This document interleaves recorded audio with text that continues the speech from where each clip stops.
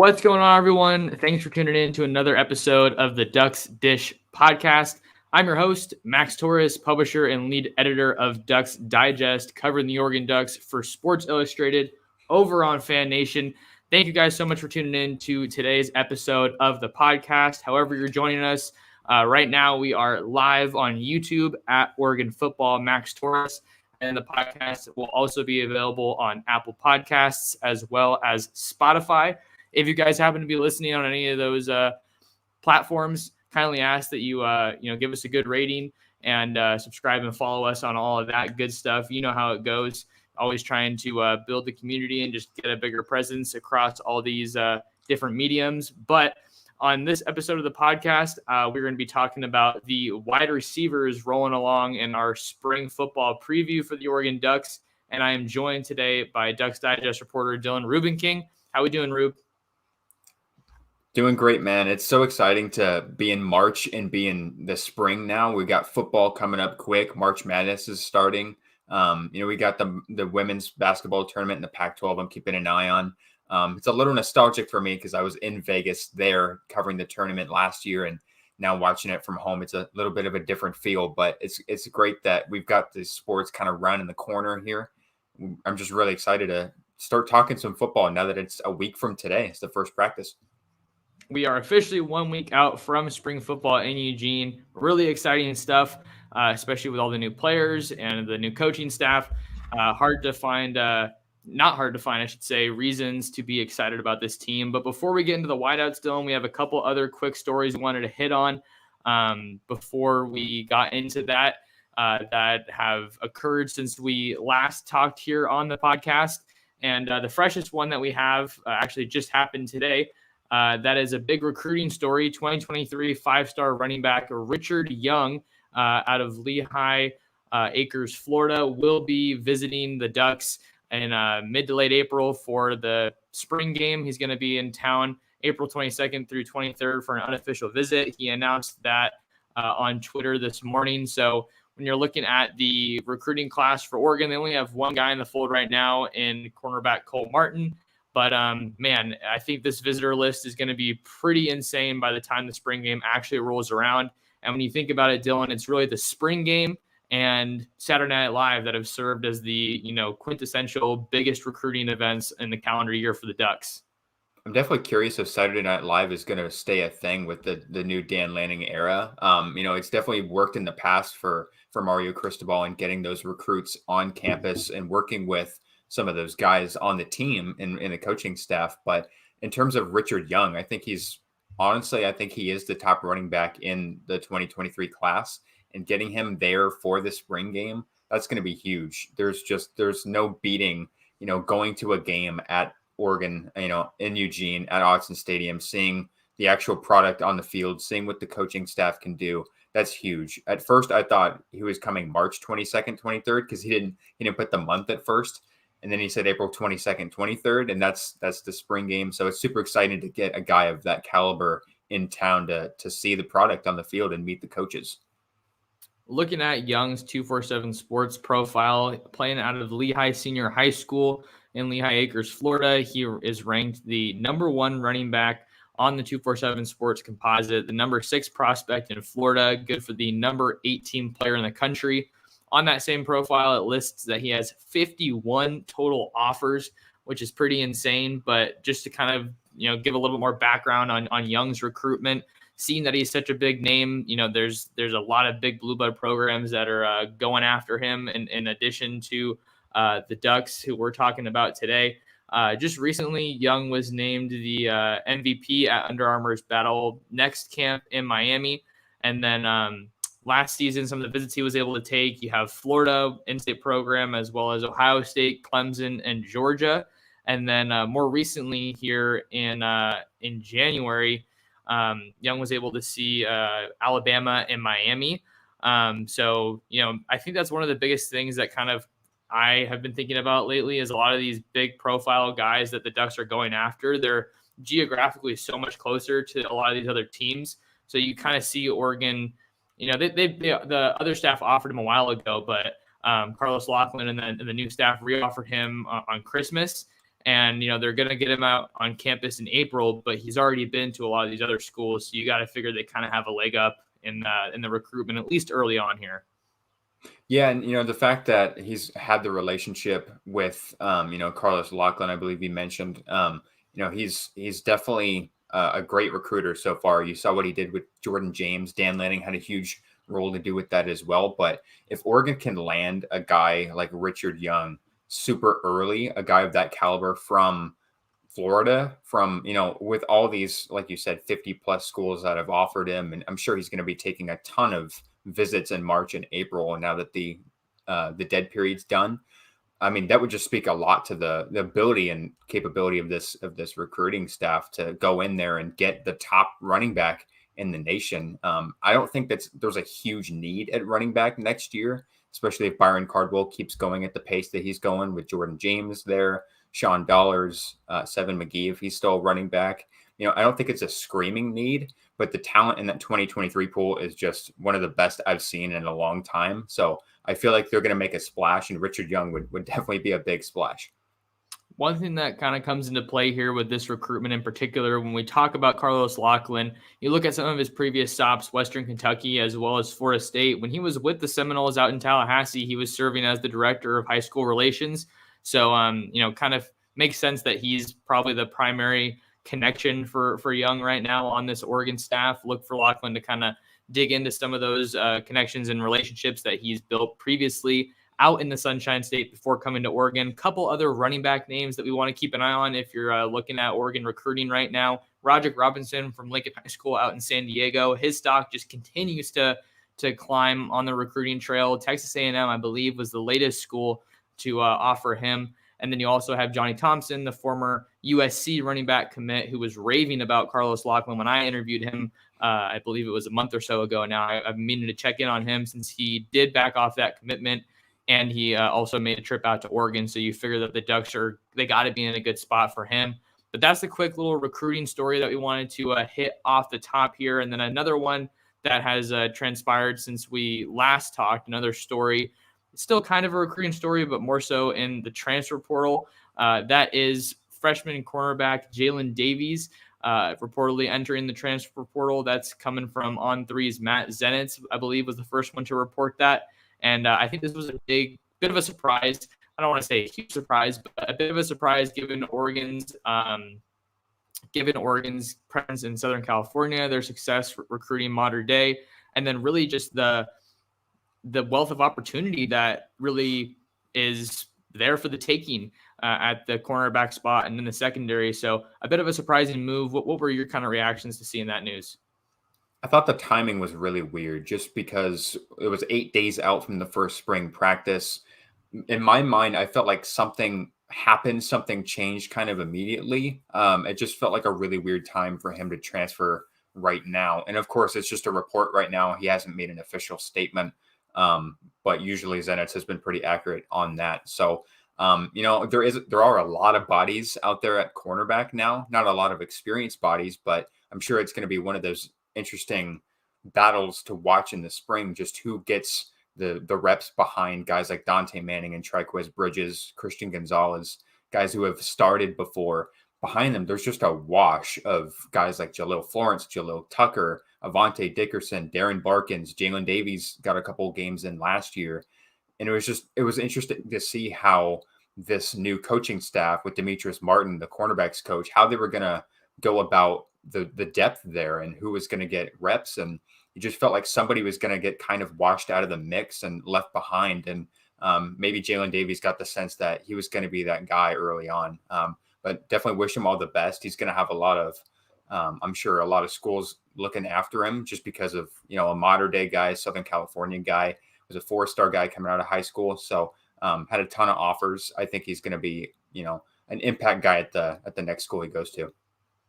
Davies was a prep All-American coming out of high school, had a great, wealth of offers before he ended up choosing the Ducks. But yeah, I think that's what was kind of surprising about this move is that he, could have been one of the contributors that maybe stepped in a Triquez Bridges or Dante Manning type of role from last year. Avante Dickerson was another highly regarded player coming out of the prep ranks. So that room has some talent, but just not a bunch of proven production, which I think is kind of one of the biggest things that I'm hinging my mood, if you want to call it that, on these rooms at various positions. But that was kind of one of the bigger stories that we've heard recently coming out of Oregon, with spring football kicking off in just a week. But now let's really dig into the main topic of today's pod, and that is previewing the wide receiver group. The Ducks did lose quite a few players from last year, and with that, they lost a pretty decent amount of production. Let's look at some of the names here that are no longer with the team.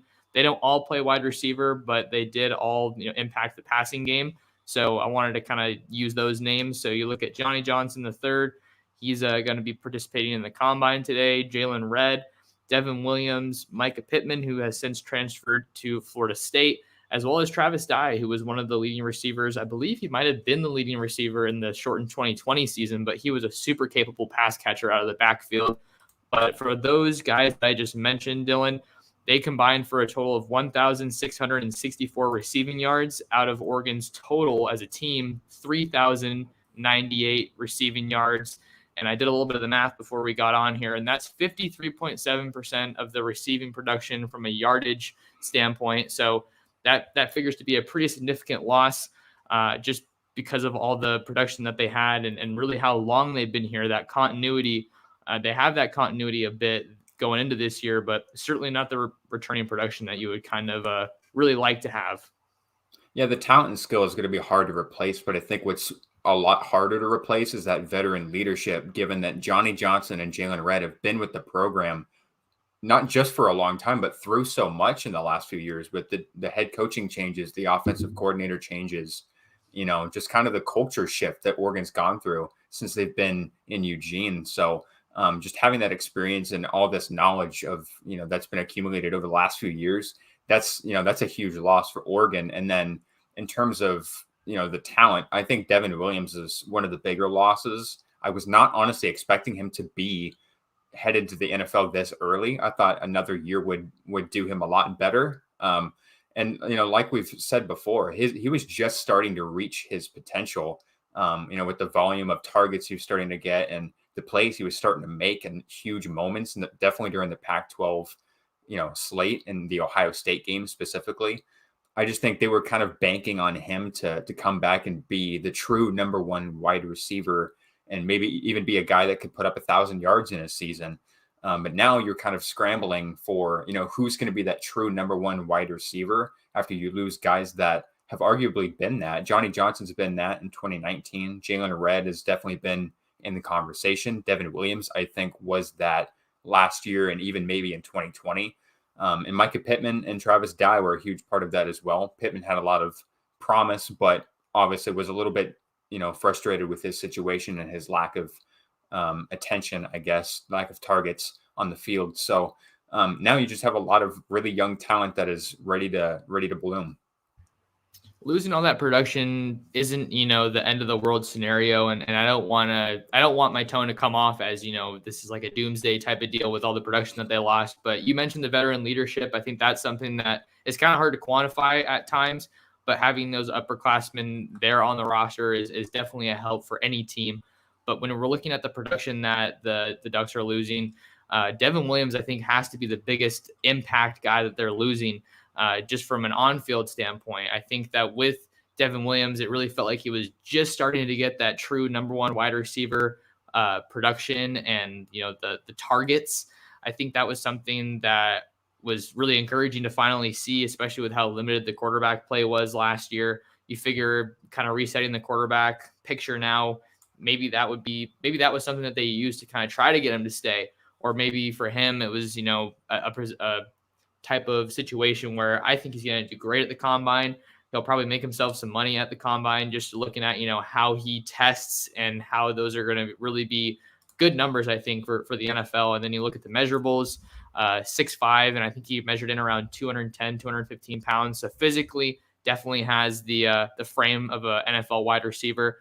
But even now that I kind of look back on Devin Williams' career at Oregon, he was somebody that I thought was a for sure lock to Oregon coming out of high school. We all know that he ended up at USC, and then he finally got to Oregon, and everyone was really excited. And I still feel like his Oregon career kind of leaves a little bit to be desired, even though he was that number one wide receiver. You look at games like the Washington game, he had that big touchdown reception. Oregon State, I think he played really well against Oregon State during his time at Oregon. Ohio State, he had some good plays, UCLA. So there's flashes that we can pinpoint, but bottom line, I still think that he's probably the biggest loss from the wide receiver room. That's not much of a stretch, but that's kind of where I'm coming from. And then I think that now that he's gone, it just kind of feels like Oregon didn't get as much out of him as they could have. Yeah, he only had one. I mean, Oregon as a whole only had one game where a receiver had 100+ receiving yards, and that wasn't until the Oregon State game, like you said, had 110 yards and 6 catches to go with a touchdown.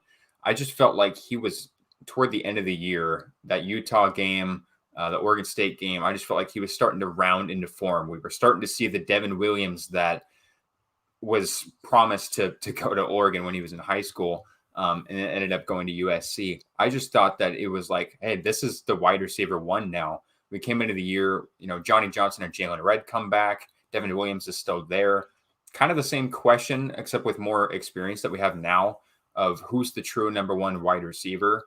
And Devin Williams turned into that guy late in the year. And I feel like now that the veterans have moved on, I just thought Devin Williams coming back would have done him just a heck of a lot more, a bigger boost to his resume for the NFL draft stock, just to be a true number one wide receiver for a whole season, most likely. I mean, they still have other guys in the mix that would have competed for that, but just given his growth with the Ducks and growth with, just comfort with the offense and with Anthony Brown, I just felt like he was really coming into form at the end of the year. And, to kind of see that just kind of stalled at the end of the year with him going to the NFL draft. I hope he definitely does well at the combine. I think he will, given his size and frame and just really soft hands, great route running ability. I think he's going to do really well. I think he might even slip into the draft. I think the projection right now is him to be, one of the top prioritized undrafted free agents. But I think with his ability and some of the film you see toward the end of the year and even a little bit early in the year, I think he's a guy that could slip in, maybe a 6th, 7th round pick. In 2020, I think he really showed a lot of flashes too. I think of the UCLA game was kind of his breakout performance last year, the 2020 season rather. I just feel like we saw, like you said, flashes, just the inconsistent quarterback play and the offensive schemes. I just felt like it all could have been better. And because of that, I just felt like Devin Williams deserved another shot at being a true wide receiver for Oregon. Now that, he's the veteran guy, he would have been the veteran guy for sure. And, even though he's not returning, I still think that there's a good chance that he's an NFL wide receiver, and definitely he thinks so. I just was really surprised that he made the decision when he did. Now looking at the wide receivers on Oregon's roster headed into the spring, Dylan, you got names like Troy Franklin, Chris Hudson, Dante Thornton, Isaiah Crocker, Isaiah Brevard, just to kind of name some of the main names in the conversation. But when we were talking about Devin Williams, you and I both kind of used that terminology, number one wide receiver. And it was funny because when we were asking Mario Cristobal just kind of about the idea around having a number one wide receiver, having someone who's established as the top option, the go-to guy, your best weapon in the passing game. He kind of attacked that wording, as we saw whenever he didn't like a question. He was, just like, I don't know. I mean, I don't think that we really need to have one. I'm paraphrasing here. That's, just kind of a narrative. I don't think it's that important.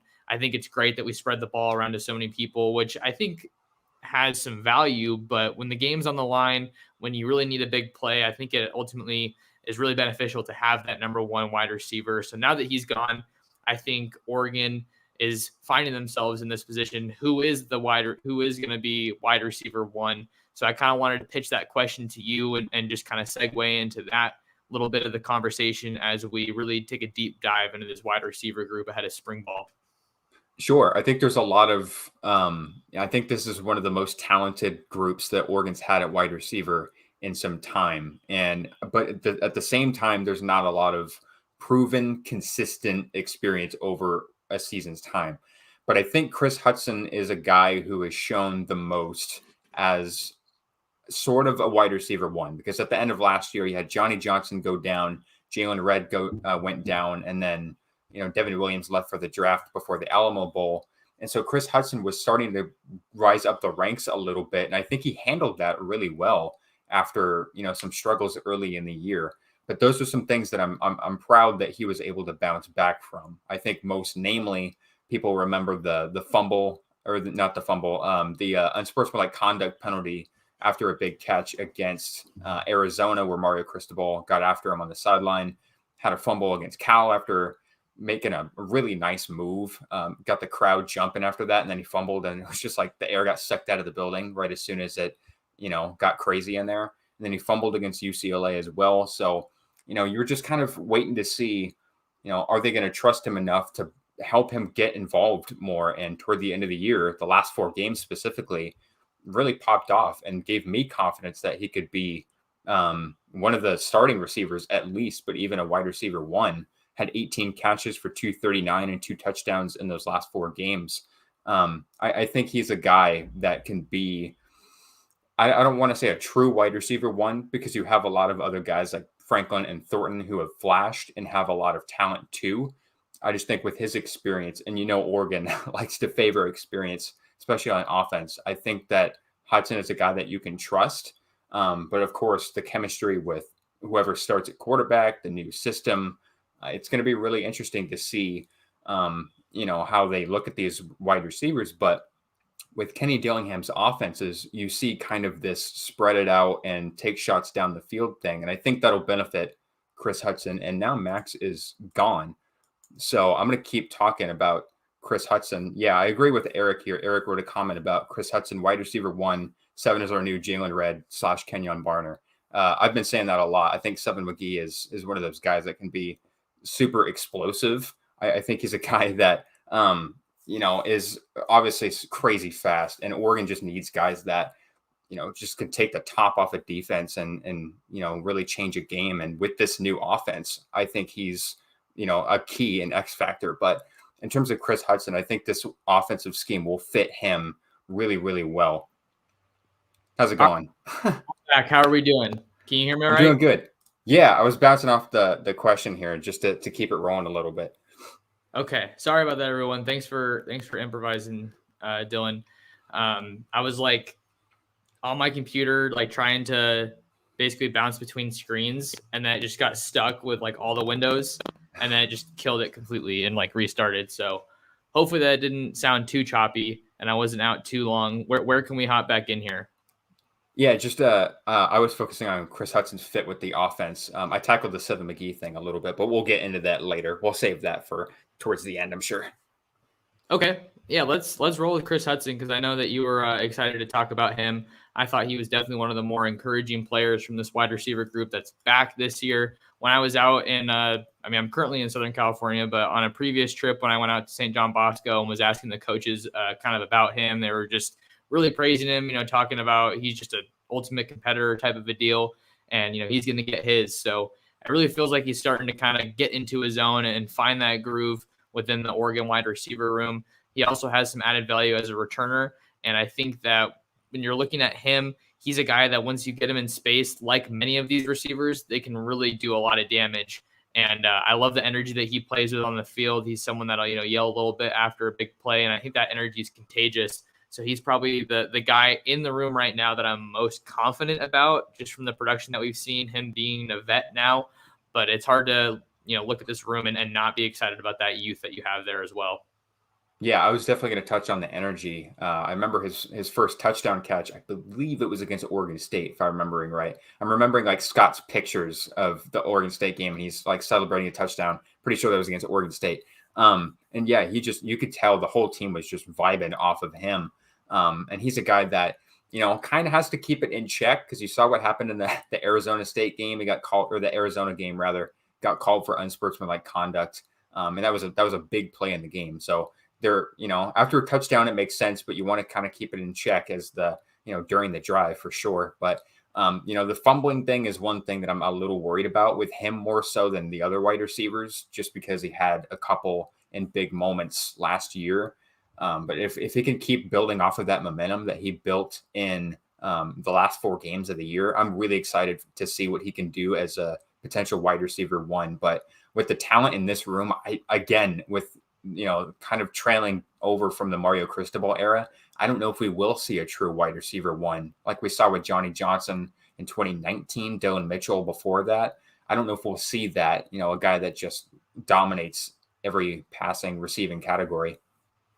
It feels like the Ducks really haven't had that. We talked about Devin Williams last year, but even that was like kind of barely. Feels like the Ducks haven't really had that option since Dylan Mitchell, when he surpassed 1,000 yards, I believe, in his last season in either 2017 or 2018, kind of around that time frame. But let's talk about some of these younger guys, because I think when we talk about spreading the ball around, I think that's good.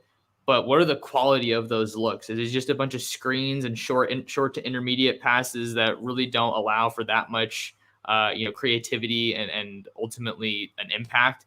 I think that's kind of something that we've talked about when you look at underutilizing players. I know that was one of the topics we kind of wanted to get into here down the road on this episode of the podcast. But let's talk about Troy Franklin and Dante Thornton. Those were the 2 true freshmen that we saw a little bit more of a sample size from. Can't forget about Isaiah Brevard, but we just haven't seen as much of him as we have these other 2 guys. With Troy Franklin, Dylan, he was the number 2 player in California in the 2021 class, and he only had 18 catches. That's not a slight to him, but obviously that has something to do with how involved he's getting and how many targets he was getting. I mean, you say that in a sentence, number 2 player in California, one of the most talent-rich states in the country for college football, and he was a guy that definitely could have made a big impact. There was a need for him, and I was a little surprised that it took as long as it did for him to find a solidified spot in the starting lineup. But when I think about underutilized, I can't help but think back to Troy Franklin specifically, and looking at the Alamo Bowl. That was kind of a more encouraging sign of hopefully what's to come when the quarterback plays more freely and these wide receivers ultimately in turn can play a little bit more freely, especially looking to push the ball down the field. Yeah, that second half of the Alamo Bowl, although Oregon didn't make the comeback, I know a lot of people wanted to see that potentially happen. It gave us a glimpse at what this offense could and should have looked like throughout the year, with guys like Troy Franklin and Dante Thornton making so many, game-changing plays and seeing the potential that these guys have. And I've talked a lot about, I think they should have started Ty Thompson to get him ready for next year. I think they could have used, Byron Cardwell and Seven McGee toward the end of the year to get them more involved. I think they did that with Franklin and Thornton toward the end of the year, because Franklin, if my memory is serving me correctly, I think his first start was against Washington State. I think he was out there early against Fresno State a little bit, but I think he got banged up. And then Dante Thornton started a little bit later in the year, as Johnny Johnson and Jalen Red went down and Micah Pittman transferred. I think that Troy Franklin was a guy that is a little bit more complete in terms of like his route running ability, some of the routes that he can run. I think he's got a more developed route tree than maybe a Thornton or, of course, even a Crocker or Brevard, because they didn't really play until late last year. But Franklin is a guy that you really feel comfortable putting anywhere on the field. A little bit of a smaller guy, definitely speedy, really good hands. I believe it was Johnny Johnson during the spring that said, Franklin and Thornton, their hands are second to none. And that just kind of put them on the map with Oregon fans. Like, okay, these guys are for real. You see the stars, you see the rankings, but when they're making plays and impressing a fifth-year senior, that says a lot about them. And I think we saw that throughout the end of the year with their play during the Pac-12 championship a little bit, and during the Alamo Bowl for sure. You saw what they can do with their hands and creating separation. I think that was a really fun sight to see. For Franklin, his excitement, I think, started during that spring game when he made the diving catch. And you can see the playmaking ability. I think that's one of the things that stands out the most about his game, the body control that he has. I know he had a couple catches last year, a couple plays last year that weren't ultimately catches, but man, you saw the potential that he has, and he's just ready to break out. I think he's kind of one of those guys that's just looking for his shot. He's really creative and crafty on the field. He's elusive after the catch. So you talk about that with Franklin, and I do think that you're on the right track with, calling him a little bit more complete. And then you look at Dante Thornton, a guy who has a ton of track speed in his background. His first college touch was a touchdown, just kind of a sprint to the house against Stony Brook, which was really encouraging to see. But I'm hoping that some of that experience that he got kind of down the stretch last year in the Utah games, in the Alamo Bowl, hopefully that kind of helped him adjust more to the speed, because the Ducks are going to need him to kind of slide in to a bigger role here. So even though the receiver production definitely wasn't what a lot of fans probably hoped it would have been last year, I think that is one of the benefits that can be drawn from how the season ended up, and having guys like Johnny Johnson and Jalen Redd get banged up. It kind of forced these guys into action, but hopefully it will give them a better opportunity to make their presence felt and have some confidence heading into spring ball here next week. I think Dante Thornton is a great replacement. I know it's really hard to replace a guy like Devin Williams, but I think Dante Thornton is, the best replacement option for Devin Williams with his size. I believe 6'4", 6'5". I think he's faster than Devin Williams. He has really soft hands, really strong hands if he needs to make it in contact. I think he's a guy who has a lot of potential as a route runner, but again, we've just seen just very, very little of Dante Thornton up until the end of the year. And so he was just kind of that missing piece, I felt like, to last year's offense, right? I mean, Micah Pittman, that role wasn't really filled. We wanted that receiver that could just kind of do a little bit of everything. But still, I think another really big target for Anthony Brown would have been helpful, given a lot of times it seemed like he was kind of overthrowing guys a little bit. So having a taller receiver on the outside, opposite Devin Williams, would have been really helpful. And I think Dante Thornton is a guy that would have really benefited, given what they wanted to do with Pittman and Johnny Johnson, and just where the offense lacked overall and just down the field action. I think Dante Thornton is as explosive a receiver as you can find at 6'5". And I think he's, like you said, track speed. That's one thing that I think Oregon should have prioritized. Just getting on the field, those guys that can just absolutely fly. And I think we're going to see that this year, hopefully, seeing some guys that can just, tear a field apart. We've gone through some of the options that are currently on the roster from last year, even now that Oregon finds themselves needing to replace some departures. But we're going to be going for about another 10 to 15 minutes here. So just kind of wanted to update those of you guys that are watching live about kind of where we're at from a programming standpoint.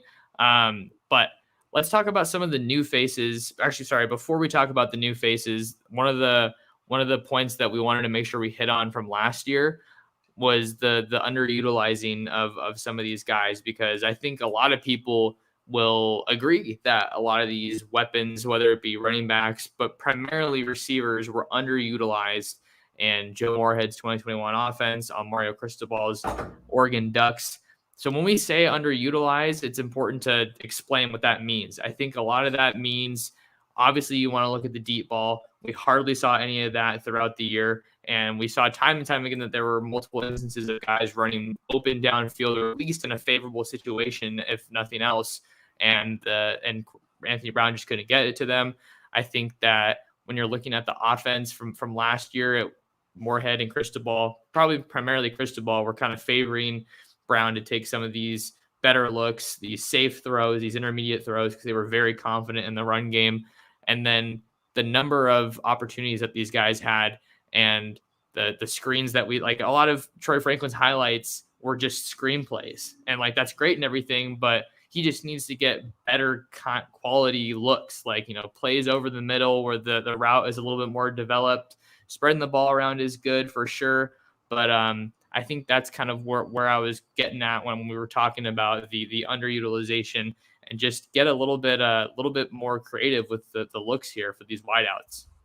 I just didn't feel like, they should have been limited, with the routes that they were running, and, the looks that they were getting with, just some of those slants and, the little just short yardage stuff. I think where they could really tear a defense apart is, even go routes, of course, like we saw in the Alamo Bowl, or, a 10, 12 yard out route or post, running deep corner. I think these are guys that have a lot of potential with some of their route running ability. But when we say that they're underutilized, I think one thing to keep in mind is these guys were true freshmen last year.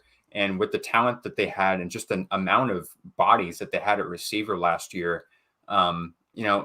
logically, you would think that a couple of guys would kind of be held. Maybe you saw what happened with Micah Pittman. He was a little bit frustrated with the amount of looks he was, he felt he deserved and didn't get. It just felt like it wasn't designed. The offensive scheme a lot of times, and Anthony Brown's abilities, they just didn't mesh with the explosion that some of these receivers had. It was a lot of just a lot of these guys were decoys or they were blockers for a lot of the underneath stuff or the run game. And of course, we mentioned it before we hopped on here that Oregon is, or I should say at least was, a run first offensive team. When you have CJ Verdell and Travis Dye with that experience in the offensive line that you have, of course you're going to be a run first team. I mean, it's just, you have a lot more proven ability up there. And Anthony Brown is a mobile quarterback. They did a lot of design runs for him that I don't think you're going to see next year.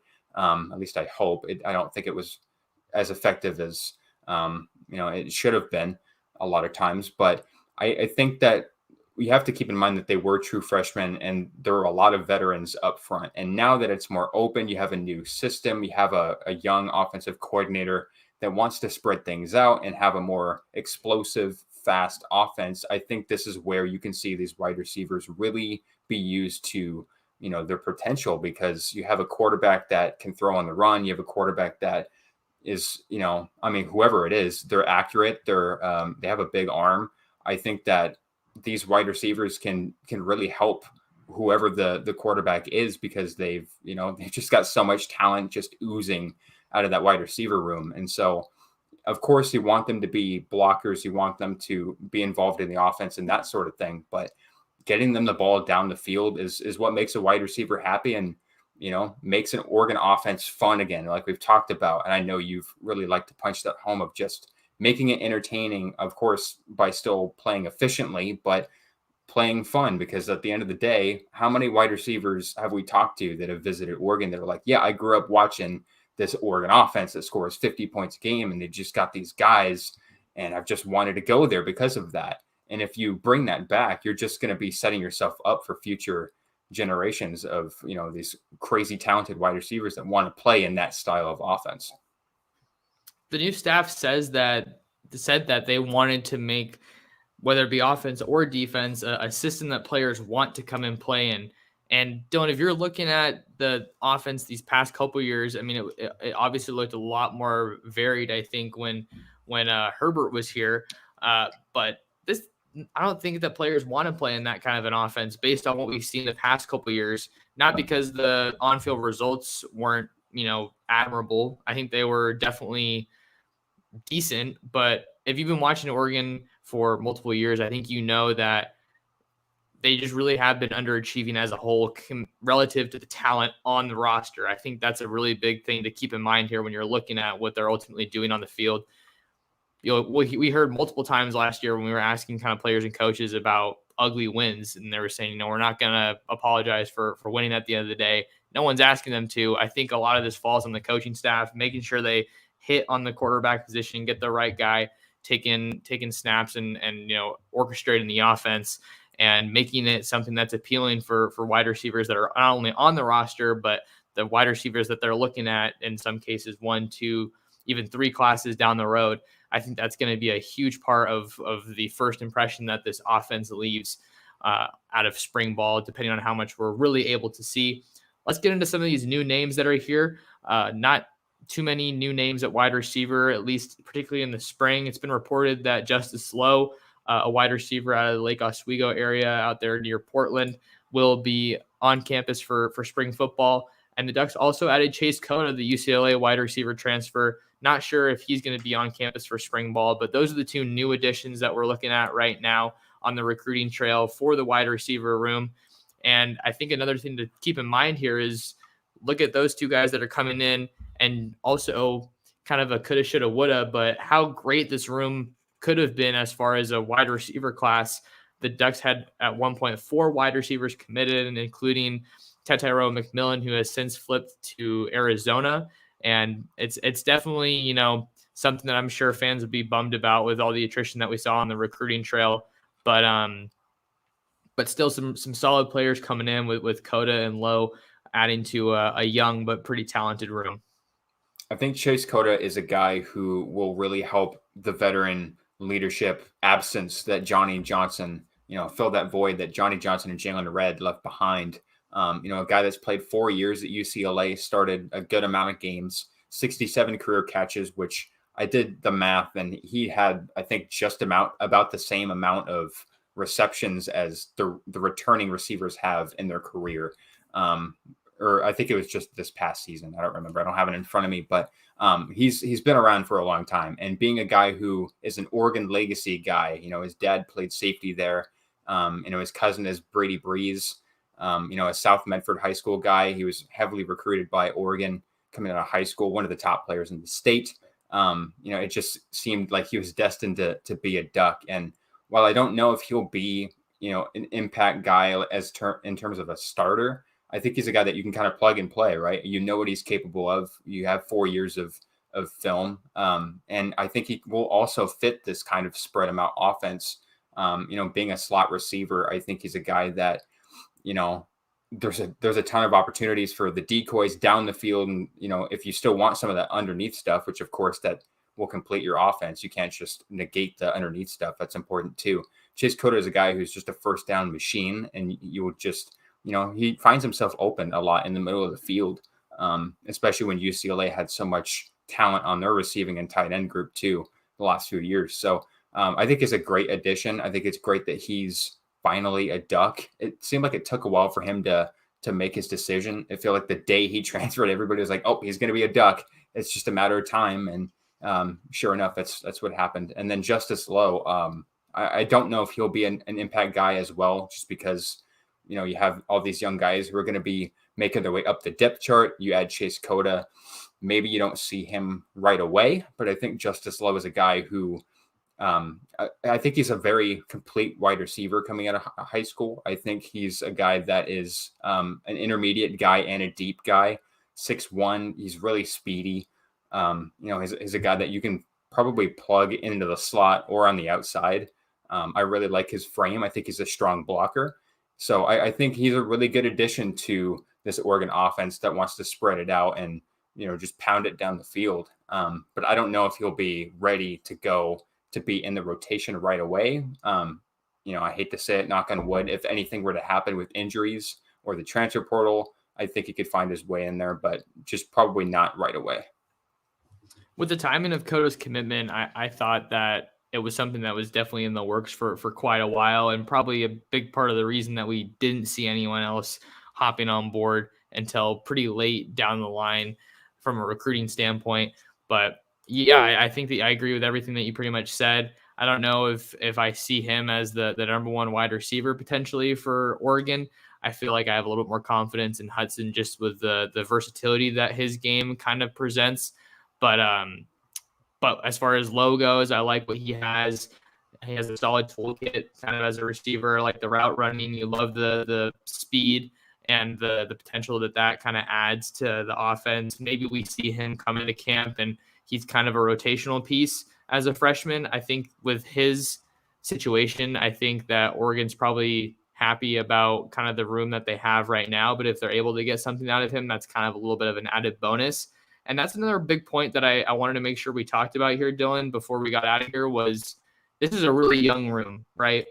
That's something that a lot of people want to kind of latch onto when you're looking at the outlook for the Oregon offense, specifically the wide receivers. But I don't think that youth is that bad of a thing. I was talking to my buddy Ryan over Sports Chat 503, and he was saying that he likes the youth, and I've been thinking about that a lot more. And I really like it too when you're looking at how Kenny Dillingham wants to kind of rejuvenate this offense, make it exciting. Like I've said, I think that just the youth of the room really bodes well for just trying to kind of reset this Oregon offense. I think they'll still be a run first team. Why wouldn't you with this great offensive line and some awesome backs? But we just want to see a bigger importance placed on that passing game. So that was kind of a point that I wanted to integrate here before we got out of here. I don't think that the youth is a bad thing at all. No, I definitely don't think it is either. My point about, missing the veteran leadership. I mean, it never hurts to have veteran leadership for sure, but I think being able to develop this group of receivers that they've added over the last couple of recruiting classes, it's going to bode well for whoever. I'm sure Bo Nix is probably going to be around for 1-2 years. Ty Thompson down the road, Jay Butterfield, any other quarterbacks. The offensive coordinator. Like, I just think being able to bank on having these receivers for the next few years is going to be really helpful. And there's a lot of them. And the one thing that I just keep thinking about is what would the wide receiver room look like if they kept those 4 receivers that ended up decommitting, or even like half of them, because, there were so many guys who had so many different positions. It just felt like it would have been overflowing. I think there would have been even more attrition. I hate to say it, but I'm kind of glad that the wide receiver room is where it's at, just because I feel like if they kept some of those guys, I just think, a couple of those guys you really want to stick around, they might have maybe had second thoughts. That's a good point. I never really thought about that, but the caliber of the recruits that Oregon had in the fold before the whole coaching shakeup was pretty remarkable. But can't live in the past. Gotta go forward with the group that you have, and I know that that's what Oregon intends to do. Had a question from Danny that we wanted to hit on here. Danny asks, I'm a bit late, but what's the overall take on the passing game this season? Safe to say this last season was disappointing in that regard. I think that you can definitely call last season's passing game a disappointment, but I wouldn't put it on the wide receivers. I also wouldn't even put it solely on Anthony Brown. I think a lot of that had to do with what all of us know was a pretty big, I don't want to say chokehold, but a firm grasp on the offense from Mario Cristobal. We all know how creative and innovative Joe Moorhead was, and that really wasn't his offense, I don't think, that we saw out there on the field, just with how dry and predictable that it kind of became throughout the season. But I saw Eric's comment here responding to Danny's question in the chat, saying that it can only get better. We're all optimistic. That's about where I would put myself as well. Just when you see the talent that they have and all the potential that this room has, you just really want to get a guy in there that's not afraid to really sling the rock and take some chances, but albeit calculated chances. So we got a lot to talk about as the quarterback competition kind of gets going here in the spring. So I'm super excited to see both the quarterbacks and the wide receivers once spring ball gets rolling. Isn't it amazing that Anthony Brown led the Pac-12 in passing yards? And we're calling it a disappointment. I definitely agree that it was a disappointment. It's just funny given the context of the Pac-12 that, he led the conference in passing yards, and it's a disappointment. But yeah, I definitely agree that it's, there was a lot left to be desired. I think I agree with Cristobal having, I'd probably go as far as to say chokehold, but I just think there was so much more potential with Joe Moorhead's offense, and I was like screaming at the top of the mountain to open up the playbook in the Alamo Bowl, because now he had Brian McClendon as the interim head coach. It was Joe Moorhead's last game as the offensive coordinator for Oregon. He was moving on. What did you have to lose? You have all these young guys who are taking over, who are going to be getting more reps. I just really wanted to see it open up for the whole game, and the first half was just putrid. And then the second half, you just kind of saw the butterflies rise from the grass in the fields. It was like, oh my gosh, this is what we've been missing.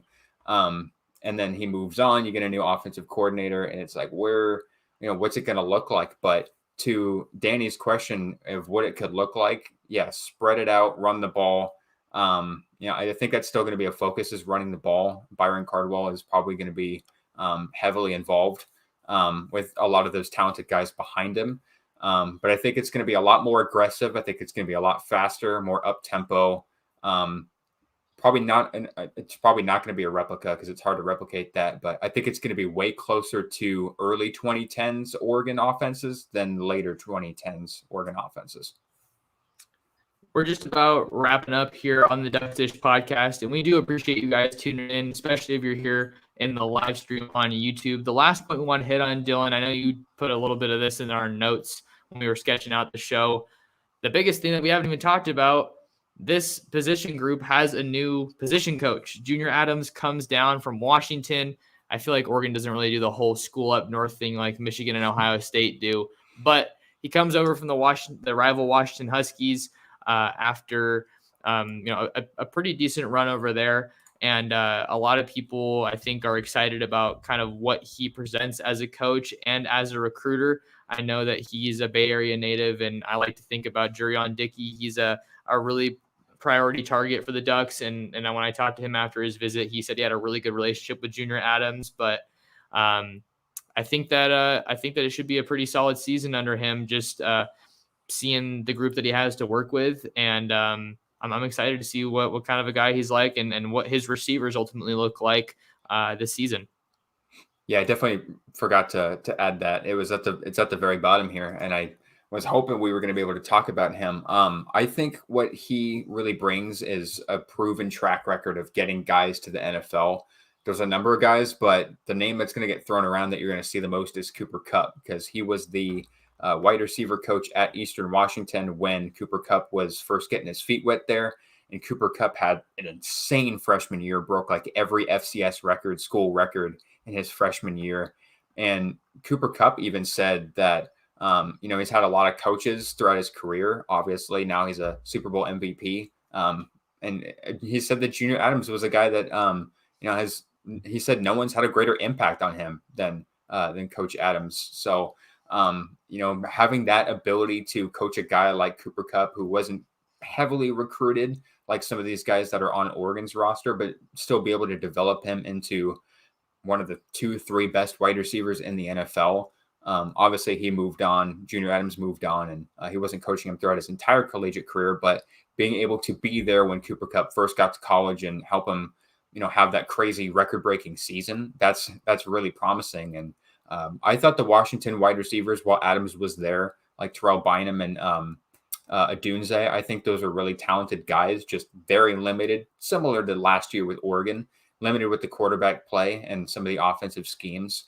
I think the wide receivers are in for a treat with Junior Adams, who is also the co-offensive coordinator. So he'll be working on creating the scheme with Kenny Dillingham as well.